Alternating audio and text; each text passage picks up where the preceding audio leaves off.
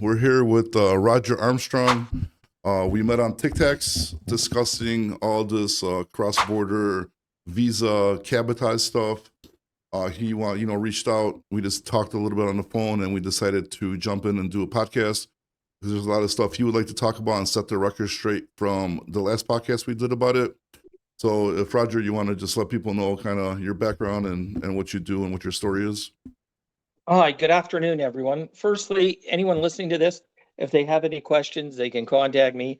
But I honestly suggest people seek and secure their own independent legal and accounting advice in regards to anything that we may discuss. My background is extensive. I've been privileged to work in the United States as an L1, an FM3 in Mexico, where I have been privileged to have several budgets in tier one automotive and run several motor carriers and be center of influence in making decisions, writing policies, and orchestrating the companies forward, actually. Perfect. So, before we start, I think we should probably just kind of discuss cabotage and what it is for because that's probably going to be the how we get into this conversation for anybody. So, what's your definition of cabotage? Okay, well, thank you for your question. I appreciate. And cabotage is simple. Where a Canadian carrier can go into the United States, they have purview to do that. They can drop their goods at the receiver. They can pick up another shipment and come back into Canada harmless, or they can pick up a shipment that's destined to Mexico. And this Mexico component is not really discussed a lot because they can do it because it's going into another foreign country. Okay, so with that said, cabotage is when a Canadian carrier, let's say emptying in Louisville, Kentucky, would go down to a town close to Louisville, pick up and go to Memphis, Tennessee. That's cabotage. That is illegal. There's no duty, there's no taxes paid on the asset, and there's no immigration. Okay. Do carriers do it? The answer is absolutely they do. I know carriers that do it frequently. Some do it more than others, and people know it's wrong. The issue is what else do they do? Because they've got to keep their assets rolling. I am against it. And if anyone suggests that it never happens, I would really look at their integrity because it does. How often does it happen? No one knows. And they have ways of hiding it. What they'll do is they'll get a bill of lading book and they'll write the bill of lading into a Canadian border town. They will then place on the body of the bill of lading. Canadian customs docks are sent to Canada Customs Broker.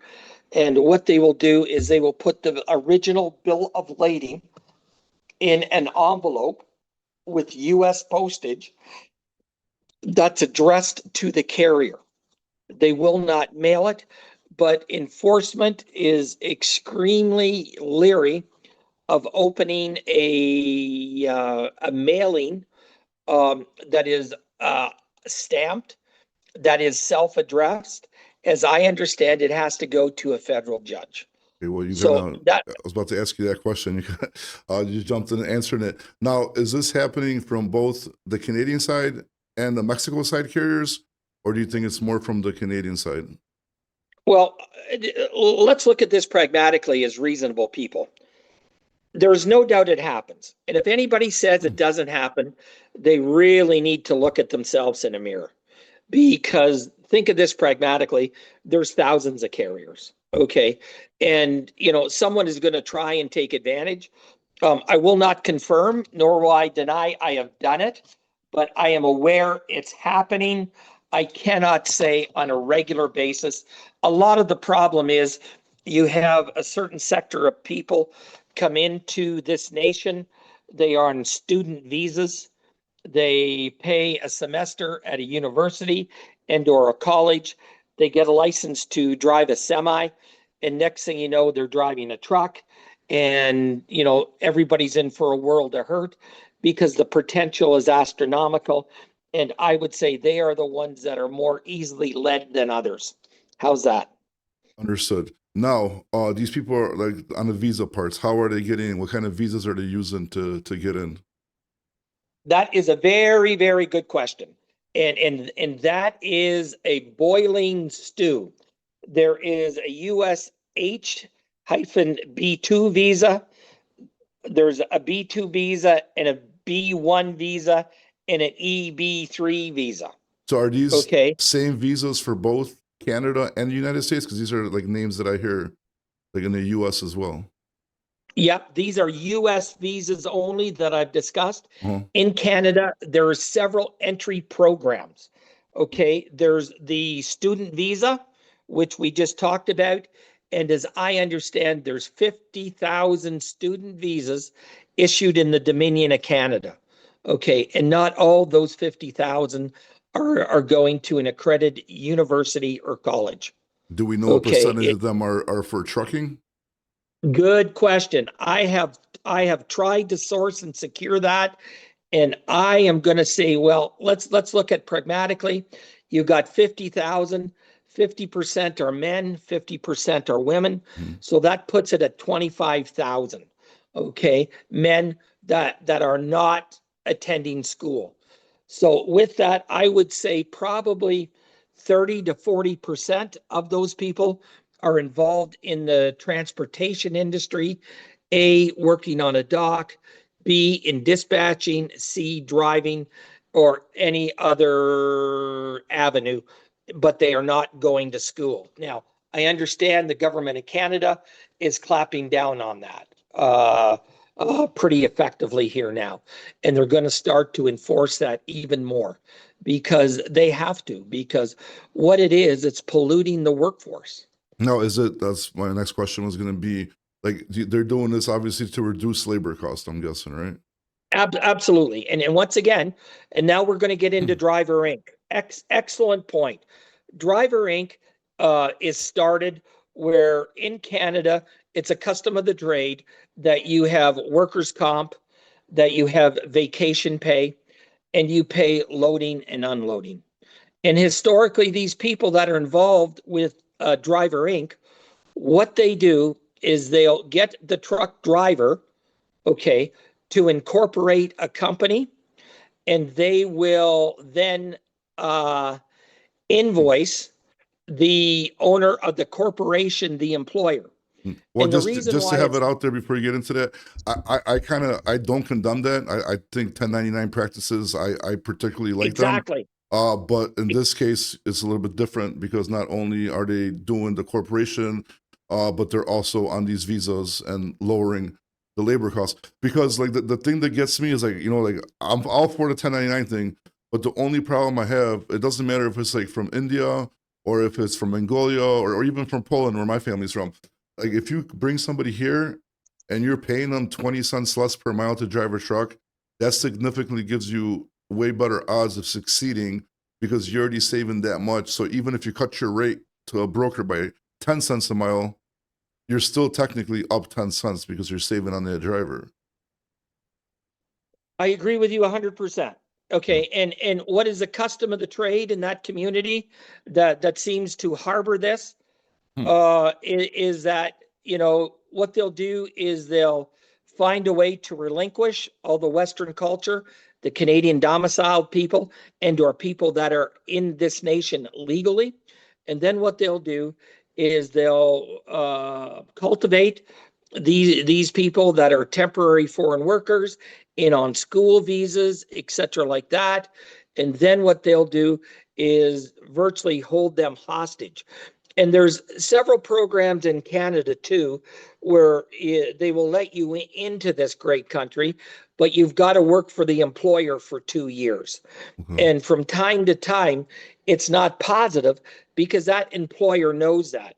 I have been involved with 2 companies that did that, and I will say under oath in a court of competency that at no time did I and or the principal shareholder engage in any inappropriate situations that would hold that individual hostage? Mm. And that is a real problem here where these people come here.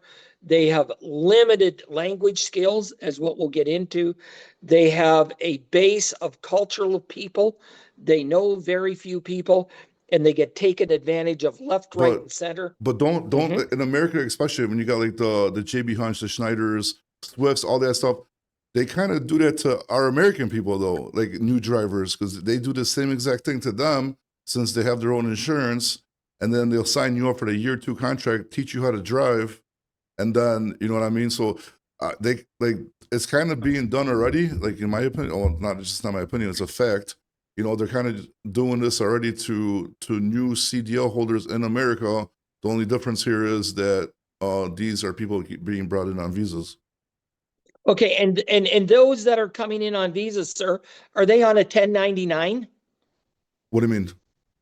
Like on a visa? Okay, no, those ones that are coming into the U.S. Mhm. Okay, I may have misspoke there. I'm sorry. No, no, no. It's Those not about ones you. It's not about you misspeaking. You didn't misspeak. I'm just bringing up a point that what you're saying, like what they're doing with the people coming in America. I don't know how they do it in Canada, but in America, the bigger companies do the same thing just without bringing in the illegal immigrants. They just do it to like American citizens because they'll bring them in, you know, for 40, 45 cents on a mile. They'll teach them how to drive, and then they're going to put them in a year 2 contract so they pay back the thing, and they're kind of getting cheap labor that way.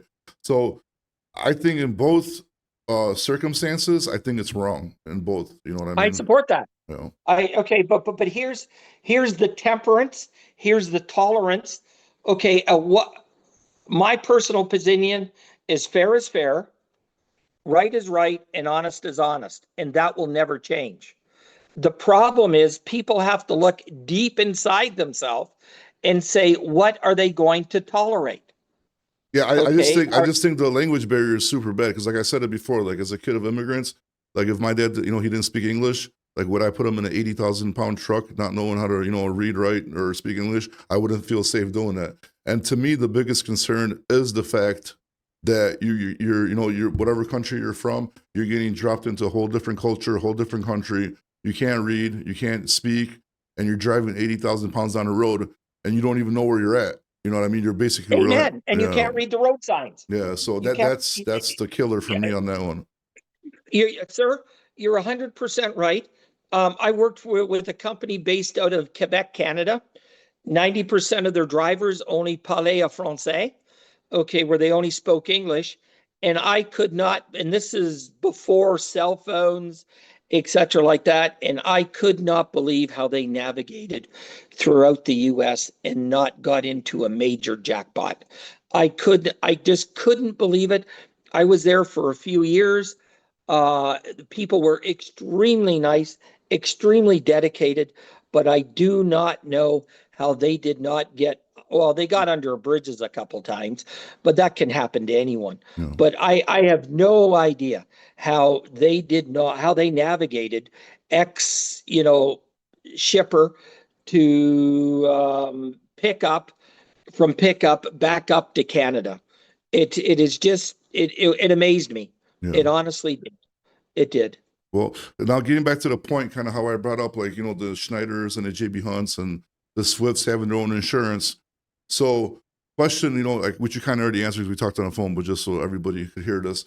So, like, I wanted to know exactly how are these like people getting away with bringing in people on a visa with no experience, fresh CDLs, and getting them insured. You know what I mean? So, I mean, Well, that is the multi-million-dollar question, and that is where I harbor great concern.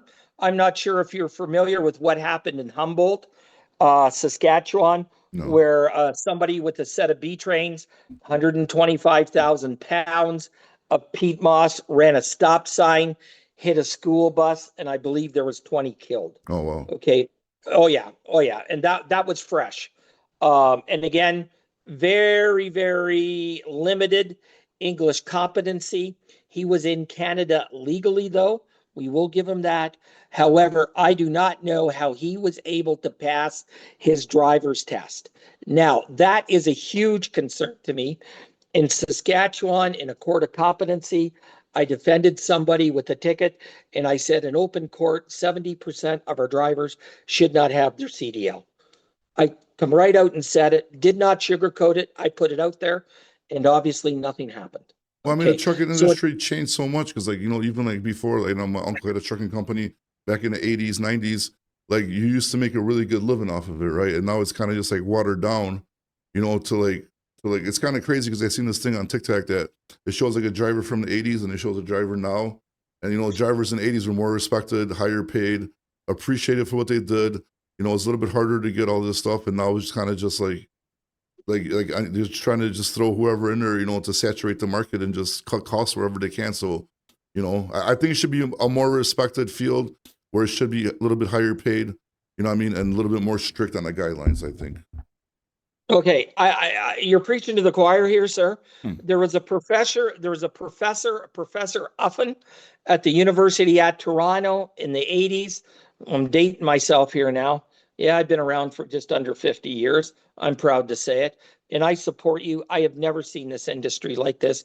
And the problem that I see is it's done, it's gone. I don't know how it's going to come back to a level or balanced playing field.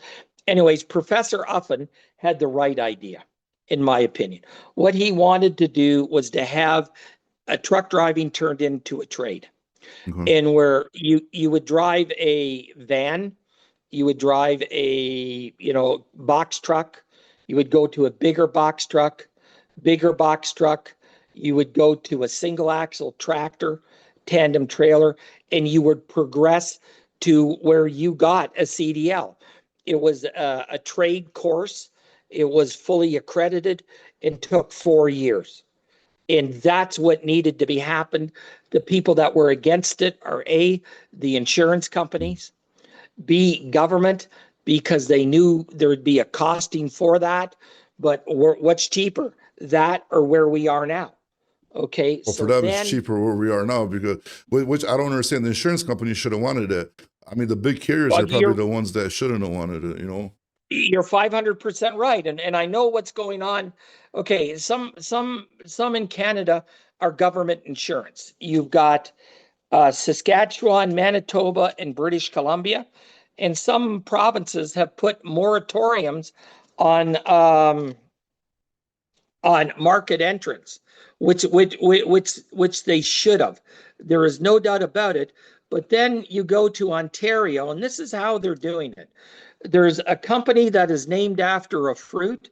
I will not name the name. Rhymes with And tango. what they have, what's that? Rhymes with tango. I no, I'm not saying a word. Anyways, they opened up in Ontario, and they're the kings of Driver Inc. Yeah. So again, the driver really has no qualifications. What they have is a CDL, a commercial driver's license. So now, where did they get the CDL? Good point. There's several community-based training schools that are accredited, and all they do is sign new drivers. Mhm. Okay, and these people can literally come off of a plane. English is very limited. Take one of these courses, get someone to sign for them, and they have a CDL. And that's where you run in to all these problems. You see, that's right why there. I don't get it because in America, like especially if you're a newer trucking company, you're pretty much only stuck to getting Progressive or Geico sometimes. Exactly. But and even though like later on, like you have to be a pretty big trucking company in order to even get any kind of new drivers accepted.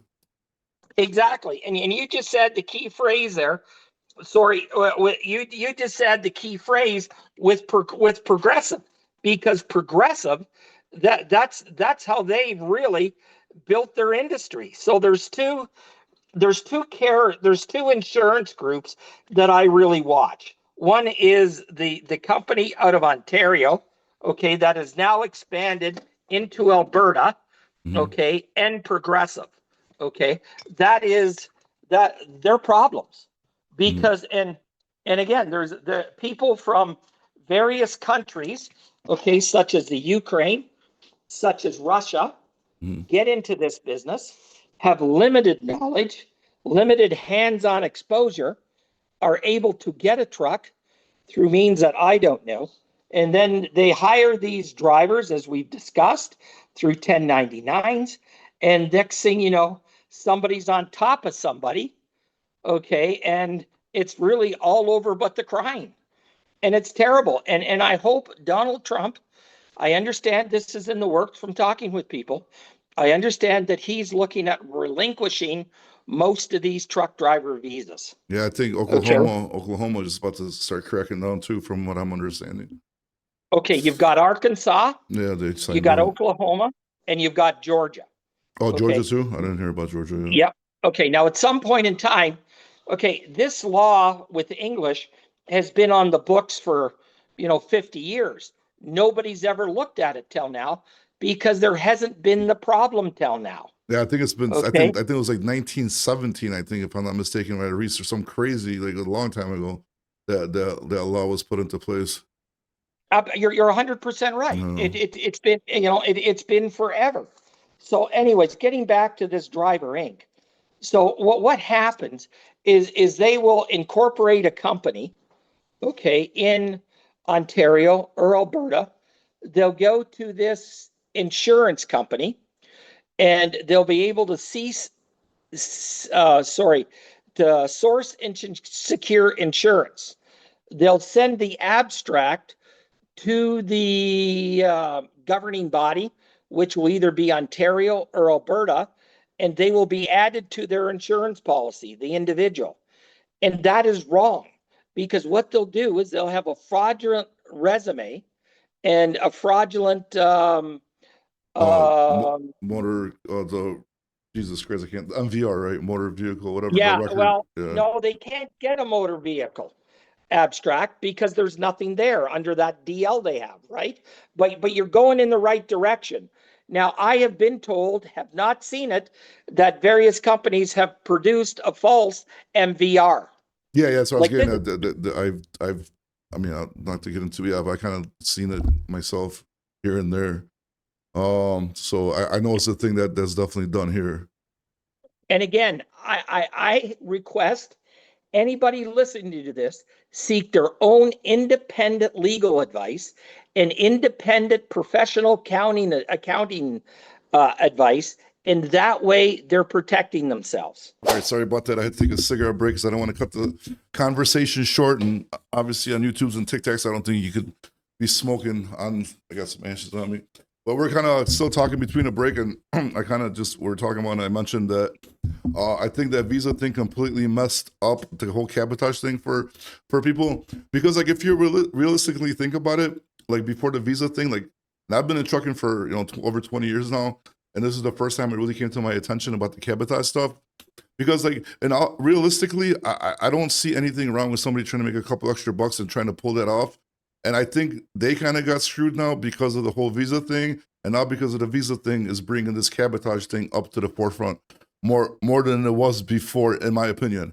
I'm not saying it's right, but I'm just saying like trucking's pretty bad. So if a company came down here, they could get away with sneaking a load here and there.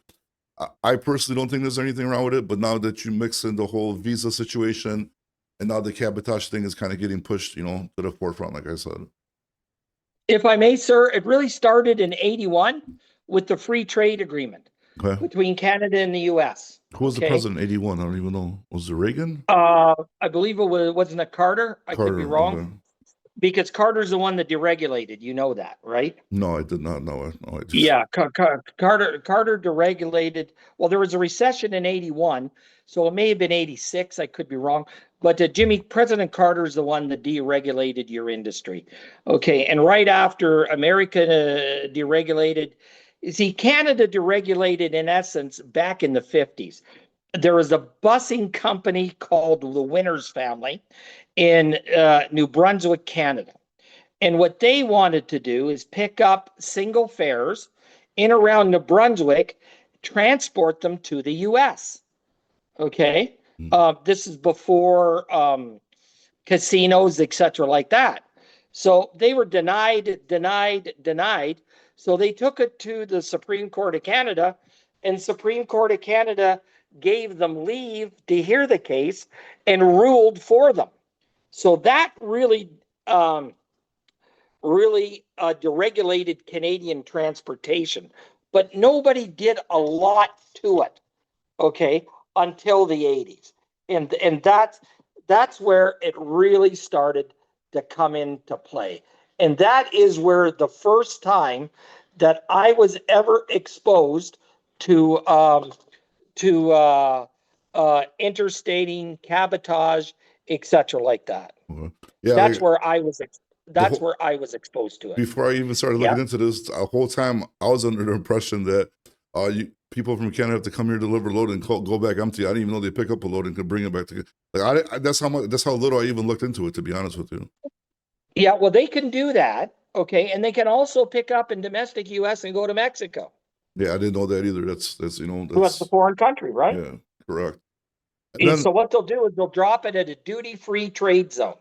yeah, you're telling me about that over the phone, which is very interesting. I actually looked it up, and that's pretty Yeah. crazy. Okay. And another issue is what nobody has touched on is Aboriginal truck drivers. These truck drivers have got certain privileges under the Jade Treaty. And the Jade Treaty virtually says, they can come and go and please, they can do this, they can do that, and they've got total reciprocity where they can exit Canada with their asset, they can go into the United States, they can deliver, they can pick up anywhere in the United States and deliver into the United States, and they can do that continuously as long as they want. Wait, this is And there is The no, Indian reservation stuff you're talking about? yeah, an Aboriginal. Now, Okay, there's this two is. thresholds. I did a little. Yeah. That's the only thing I did some research on. I couldn't find anything about it. Every time I checked, uh, try Googling, try going through ChatGPT, and that's the only thing I couldn't find any information on that you mentioned. Well, trust me, being Aboriginal, I'm aware. Okay. Okay, and if ever you've got a claim problem, or if you ever want to do anything that's nefarious, that is going to send the other party over the wall, Hmm. take the goods and put them in unceded territory. Okay. No insurer wants to hear that. Oh wow. So Yeah, any kind of Indian because reservation? who's got jurisdiction? Yeah. Well, I mean, technically, nobody really got jurisdiction to their freight, anyways. Like technically, if you think about it, because I know like a lot of times, like, because if you get a rate confirmation, right, that's actually a binding contract that gives you possession of the freight. So as long as you don't deliver it, there's nothing really they could do. It has to be a civil matter in court. At least in the United States, that's the way it is. Yeah, it is a civil matter here. And sadly, I've been involved in a few of them. I try to talk as reasonable, rational with the people. But then when somebody's ego gets involved, once again, you try and talk to someone and then their ego, and then you just explain to them what you're going to do. Yeah. You've got two options. You put the goods in a Canada Customs bonded warehouse, and that's what you do when you catch somebody double brokering. Okay, because you can't have two or three masters. So what you do is put the goods in a Canada Customs bonded warehouse, which I've had to do. Okay, until it's all sorted out. But what do you mean when you catch And somebody that double way, broken? Like, so give me an example of this. okay, there was a shipment that picked up in San Diego. Okay. It was taken to Vancouver.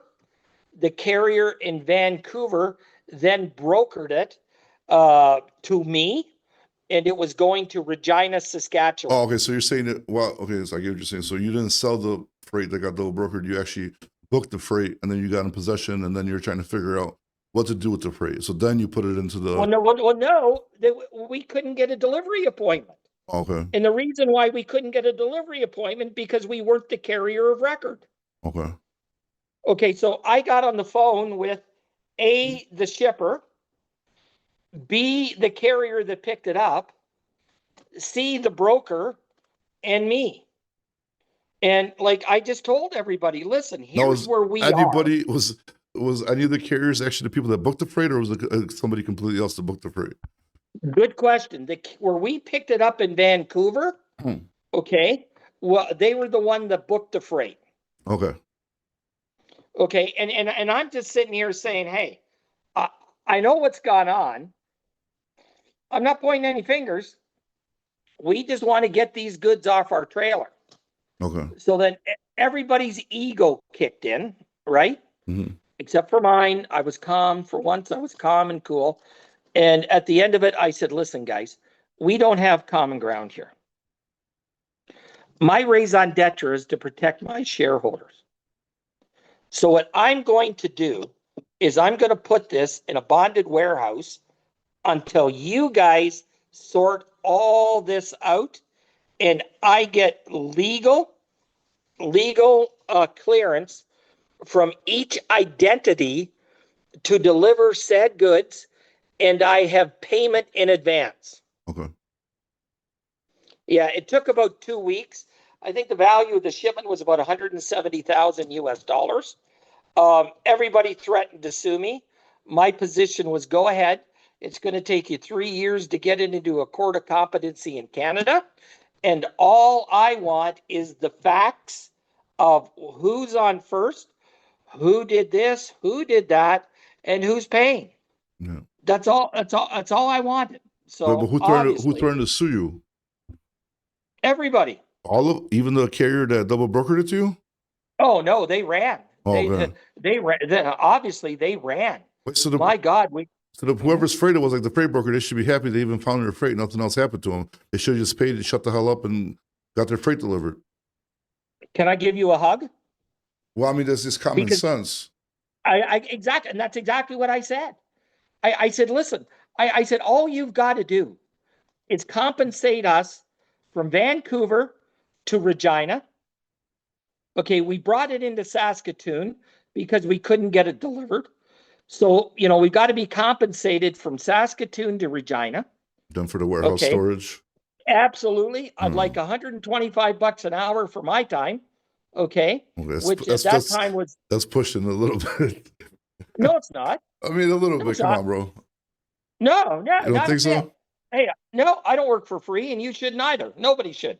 So at the end of the day, everybody finally came to their senses, and we got paid in advance, and the goods were delivered, and we got release letters from all parties except the carrier that picked it up and tendered it to us. Well, that they don't matter at that point. So, just out of curiosity, you're right. How many hours did you charge them for?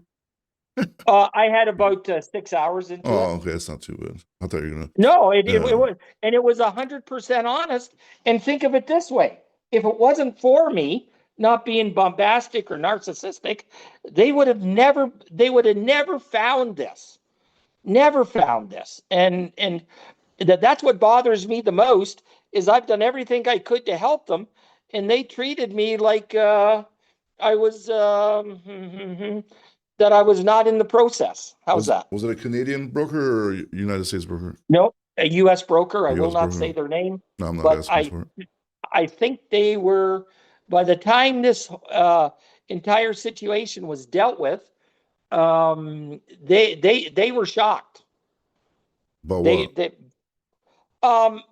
Honestly, I believe how professional I was, okay, and how I knew the law, and how I was able to navigate the situation in everybody's best general interest, and how I did everything to mitigate the costs.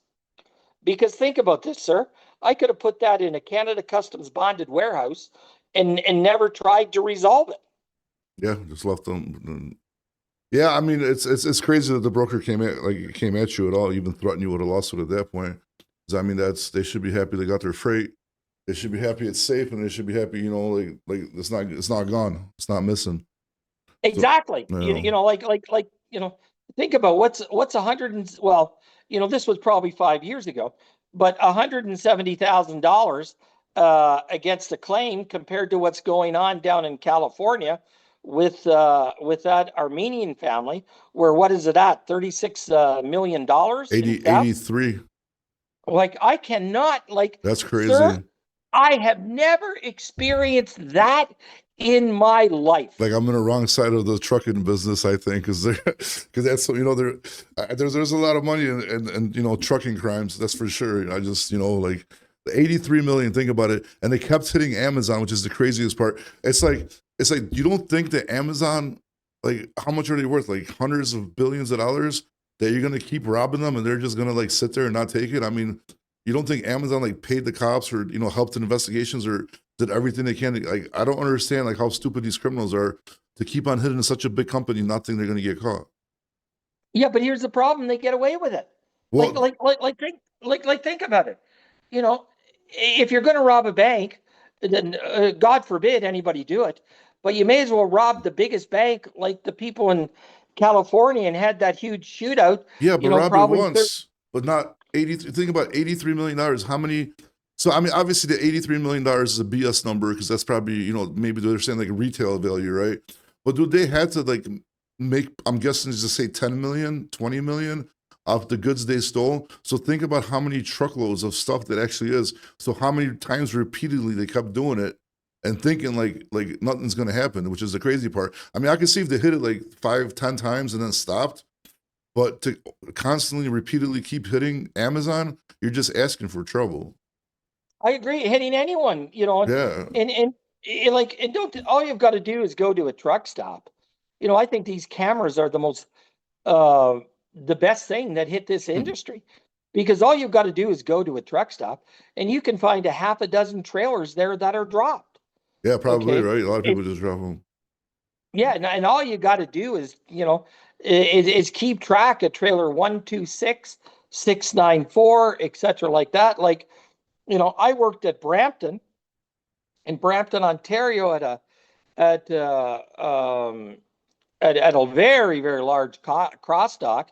And there were 3 trailers there for 9 months that never moved because the carrier went out of business. Oh, wow. Yeah, but you know what Yeah, the messed up part about Amazon is? We actually just had like somebody like do like whatever they do on DAT now with the broker, they get their information, they post loads. So they hit us up about an Amazon load and we knew it was a scam. So I was like, you know what, let me just because I got like Zoom info, so I'll go and get contacts. I'm like, let me just let Amazon know that somebody's, trying to scam them. So I got all the emails from the Amazon Relay people. I emailed like probably like 10, 15 people in the same email and let them know what's happening. And not one person responded to me. yeah. I got involved with an open deck load out of Guelph, Ontario, one of the largest culvert manufacturers in Canada and the U.S. And I alerted them to, hey, this is going on, and when I was a kid, I worked with Armtech. They're out of Guelph, Ontario. My contact from years ago wasn't there. He was a wonderful guy, and there was a girl there, and she did not want to hear it. She did not want to hear it. So next thing I stagger into the office, and there's the police. And my question is, I want you to tape me. Tape me. I got nothing to hide. And they taped me, and it all came out. And I believe that girl got fired. Well, what do you mean take me? Well, tape, just like this, Oh, okay. because I got nothing to hide. Yeah. If you don't got anything to hide, you don't have anything to worry about, right? Dude, stuff's getting crazy. I got a buddy that somebody posed as this company. They took a load. He's seen the rate confirmation because it went to some like email that it's like an accounting or whatever email. So he called the broker. I guess the load already picked up, but he called the broker. He told the broker what's happening. The broker puts a carrier for one report on him, right? So now my buddy's like, he's got a bunch of trucks too. So now he's got like 30 trucks sitting one day. They can't book loads because they got a fresh pending carrier phone report. Nobody wants to use them.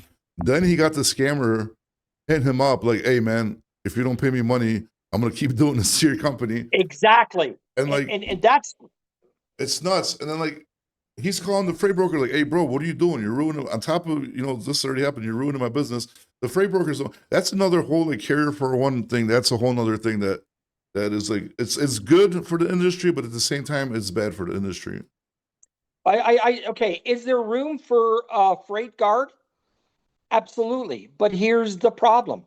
I've had false freight guards against Oh me. yeah. Oh yeah, dude. And yeah. My lawyer, like I had a lawyer that didn't even do transportation stuff, and then like for the last couple of years, I've been sending him like like transportation customers. And I just talked to him like a couple of weeks ago, and he's like, dude, thank you. He's like, I got so much transportation business right now that he's like, I have to hire on more people just to deal with it. And he didn't even do transportation, which is crazy. Absolutely. And then, I've had people call me unsolicited, to collect receivables that are off the wall. Mhm. Okay. And what happens here in Canada is you don't need a bond like you do in the US and Oh, in for a most freight broker? jurisdictions. Absolutely. Oh So these wow. freight brokers, Midwest logistics, north south logistics.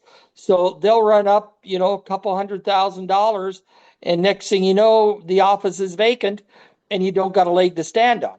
However, in Canada, under the Bill of Lading Act, okay, Mhm. you can go after, you've got recourse to go after the shipper Same or the here. consignee Same and here. both. Yeah, same here. Yeah. Yeah, but that's a lot of people don't know about that, and that's the messed up part.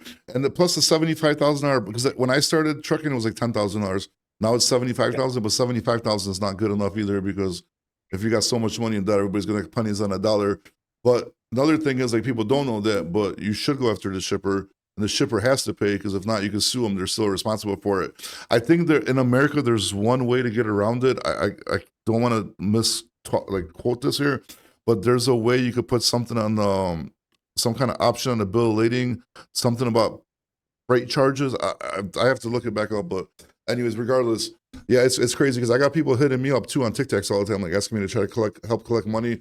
At this point, I might as well just start a collection agency, because I think Absolutely. And yeah, and that's something I encourage every carrier to get their own bill of lading. like a second Okay. one. You're saying? Absolutely. Because what you've got is you go to the shipper, Hmm. which is X Works. They present you with a bill of lading. Okay. You've got a load sheet. Okay. Which is not a bill of lading. It's a contract. Yeah. But you need your own bill of lading, carrier ABC, to protect yourself, A, against the shipper, B, against the receiver, and D, against the broker. Yeah. And if a motor carrier does not have that bill of lading, they are flirting with disaster. Flirting with disaster. Yeah, it's nuts, man. Trucking is definitely getting nuts. I could tell you that. Like, oh, it was so I missed the good old days. I mean, I was working there in the good old days. I just wish kind of like I started a company way before that, because so many people got rich like during the good times, and now it's like, it's been so many years where it's bad, and I just don't see it getting better right now whatsoever. Well, take a look at MS Carriers. Mike Starnes down there in Memphis. Okay, look what he did. He went from one to what, 3,200 trucks, and then Swift come and bought him out, right? And Yeah, and there's yeah. and there's dozens of stories like that. And I'll tell you, if somebody's educated and somebody takes a common sense approach to that, they could do that. But I don't see that happening anymore. Yeah, it's I be rough don't. right now. It'll be So super rough right it's now. well, and the reality is you've got a imbalance between service providers and freight. So Is the it's brokers supply. doing this? Is the brokers like? I hate to say this, but like the brokers are the ones messing up a lot of stuff here with the trucking companies, because instead of just like, especially being this stuff going on with like how cheap the rates are, instead of just trying to shop around to the cheapest rate to the cheapest carrier they could get, they should be taking care of the people that do like a good job for them, which they don't, at all whatsoever. The FreightGuard thing's messing it up a lot too, because there's a lot of good companies that are getting FreightGuard reports. And then you throw in this whole visa situation. I mean, it's just, then you throw in obviously like, political stuff that's happened in the last 4 or 5 years. And it's just a hot message. Then not to mention COVID, like that bombed a lot of people, especially you got people buying $250,000 trucks that right now are probably worth 30 grand, you know? Oh, and there's merit to that. You have really said some salient points here. You know, so to me, if I can, FreightGuard is a for-profit, privately held company. Oh yeah, that daring guy, Okay. dude. He threatened me already once. Okay, and they make their living, okay, off of servicing their needs of their customer base. Yeah. Whether these complaints are valid, whether they're fraudulent, okay, FreightGuard doesn't care. No. All FreightGuard's position is, hey, look what we done to you. You know, we need another $120 this month. Yeah, but see, but the Okay. messed up part is like that's what you're saying. Like, there should be some kind of validation process where both parties could at least state their I case. agree. And I on, mean, on top of that, if you don't have a carrier for one no more, like that report should be off. If the company's out of business or whatever, that report should come off. But which it doesn't, because I got so many friends, they got carrier for one reports from companies that are out of business, shitty credit, whatever, and they're still on there. And another thing is the broker should be vetted too, because if you got a broker that's got bad credit or does whatever, they should have no right giving FreightGuard reports. You know what I mean? I agree with everything you've just said there. But again, you've got a for-profit company, and their raison d'etre, okay, is to generate revenue. Oh, yeah, but and another, and I don't know what's protecting this guy. Like, there's something, like, I think it has something to do. I don't know what kind of law it is, but it's something protects him where he's not going to get a class action lawsuit. But this, if trucking companies got together and they put some money together, I guarantee you that you could pierce that and you could win a huge class action lawsuit against them just for some simple facts, like, you know, I mean, the reports being up there of companies that are out of business or went under. Those reports should have been. There's a lot of different ways you should attack it, and somebody really should sue this guy, because I made a video on TikToks. One broker gave a trucking company 5 FreightGuards for the same issue. They're like, okay, they were late. Oh, they're threatening to sue me. Oh, they're doing this, and like they just kept on giving like all these reports, which is crazy. Like, you should not be able to do that. I made a video about it, and I called that company and tried to, like, you know, interview him about it. This daring guy calls me. He's like, I'm going to find out who you are. I'm going to ruin your life. I'm going to destroy you. I was like, Exactly. I was like, what the You know, fuck? I've read FreightGuards where, you know, people have threatened to kill people. Yeah. Yeah. There's some funny ones. Well, yeah, well, you know, I don't think it's funny. I think it's horrible. So anyways, you know, that's the FreightGuard issue that nobody, you know, can really do anything about. So getting back to this English proficiency scenario. Okay, that has been on the books, you know, for arguably 100 years. Nobody has enforced it. And at one point in time, these individuals are going to end up in the Supreme Court. Somebody is going to take this as being unconstitutional, okay, as being this and being that. But the problem is it's gone on for so long, and who sets the threshold for this competency test? Does the state, you know, does the state do it? I think it would have to be the Does state. Fed- It would have to be the state, because state patrol highway, it would make the most sense for trucking, no? I support that, but then it falls under the federal motor carrier scenario. So then the feds that somehow have to be involved, and that's why I believe at some point in time it's going to have to go to the Supreme Court of the United States. But you're And saying the go to the sooner Supreme it does- Court for people that are against it, you're saying, or to actually enforce it? Both. Well, Both, you know, I'm for it. Like, you take a look at that individual from a foreign country, and I won't say the country, that got into that situation there in Texas. oh, You know what was the guy that said he was on drugs, but then he wasn't. again, yeah, there's lots there, you know, but you know, 17 people's lives were changed. Yeah, I mean, you know, that's crazy. You know, and then there was these 2 people from Russia who both of them could not speak and understand English. And how many people did they run over? Yeah, it's like, it doesn't matter, honestly, what country you come from. You shouldn't be doing this. Like, you know what I mean? Like, I agree. Yeah, it's horrible. Like even like I said, even like I'm Polish background, but if a Poland was doing this, I would be like, hey, like, cut this out because it's not cool and it's not safe. You know what I mean? It's just it is what it is. It's like saying even if like take me for example, go take me to China or India or whatever and throw me on their highway system and tell me to drive a car, I'm gonna have a hard time. Let alone a semi truck with 80,000 pounds. You know? Well, absolutely. And just Google Humboldt, Saskatchewan. Okay. And there was a gentleman there. I won't say the country.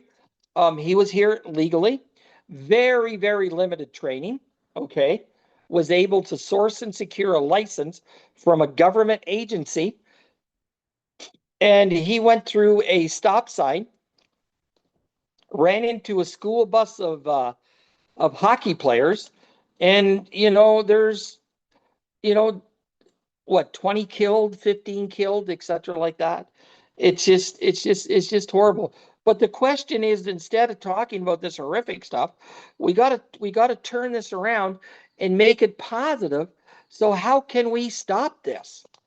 I, That's the question, sir. Like, how do we stop FreightGuard? Because that's a problem, because you've got somebody that's worked 20 years, went from 0 to 20 trucks, gets a FreightGuard. Next thing you know, he's got 12 trucks sitting and he yeah, didn't do a damn thing wrong. And then you got that's real. somebody holding him hostage for money. You give me 10,000 bucks, I'll lift this off. No, no, no, no, no, no. That's got to be addressed. Well, then And then you've got the look at Mhm. highway. Look at highway.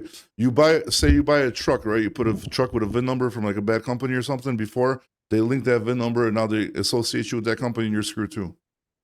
Yeah, and you know it's not like it used to be, and the question is, where is it going? Bad. It's going That's bad. that's what scares me, Yeah. because what is a custom of the trade today is no longer a custom of the trade tomorrow. You know, I mean, like So, right now, the only money in trucking right now is probably like technology or like anything to do like around trucking. You know what I mean? It's rough, man. They're gonna shut down a lot of companies because the stupid, like you said, like a good example. You know, you work your ass off, you get 20 trucks, you get one freight guard from some shitty broker, and then your company is screwed. You know what I mean? And then the brokers are getting mad. Like, why do people open up more companies? Why do you have more than one company? Why this? Why that? It's because situations like this. And it's like it's like everything's getting like just worse and worse and worse and more guidelines, more technology that's really screwing the people over. Like I said, highway with the VIN numbers, IP address. Like if you're in the wrong place with the IP address, God forbid you fill out a highway packet and you're screwed. You know what I mean? Addresses. Oh my God, addresses. You literally, if you're gonna rent a place and you want to like register your company under that address, you have to do such a deep dive into that address to make sure that nobody that was bad was there. Because as soon as you put an address with a company that was bad, that was there before, you're screwed. You can't do nothing. It's just like so many different things. And I get it. People want to be safe, but what they're doing, they're not protecting themselves from fraud at this point. What they're doing is they're really just weaving out everybody, and they're gonna get so screwed because once there's only a few people left, then they're gonna see how much money they're gonna be paying on those rates. well, it's not only that. Like, I had a situation where I needed an oversized permit in North Dakota. This is several years ago. And I entered my VIN properly. Huh. Okay. But probably 7 years previously, somebody entered the wrong VIN. They made a keystroke error, right? Mm-hmm. I lost 5 days in US Customs having everything seized because of that. And the permit company was Nova Permits out of Quebec, NOVA, excellent company. They even went to bat for me and said, hey, Armstrong didn't do this. There's no theft, there's no malfeasance here. Somebody in the US made a keystroke error.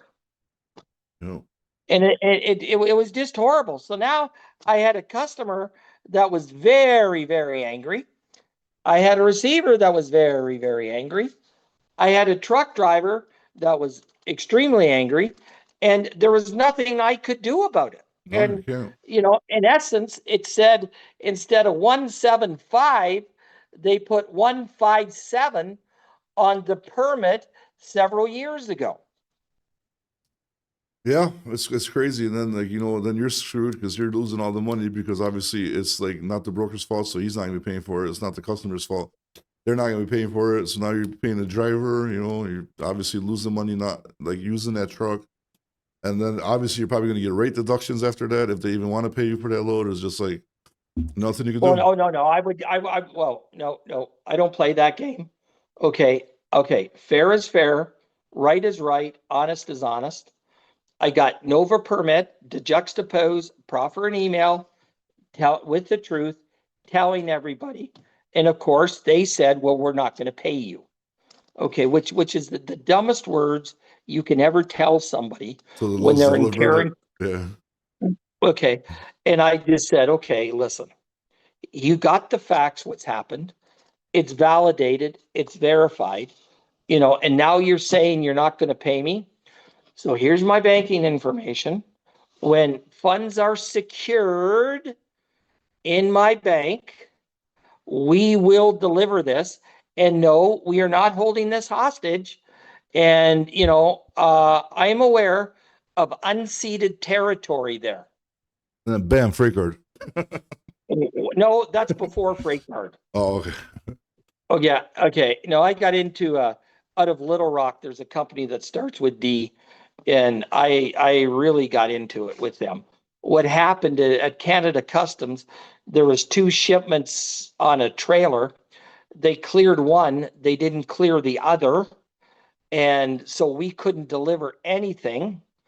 And the company out of Little Rock that starts with D thought they knew it all, et cetera, like that.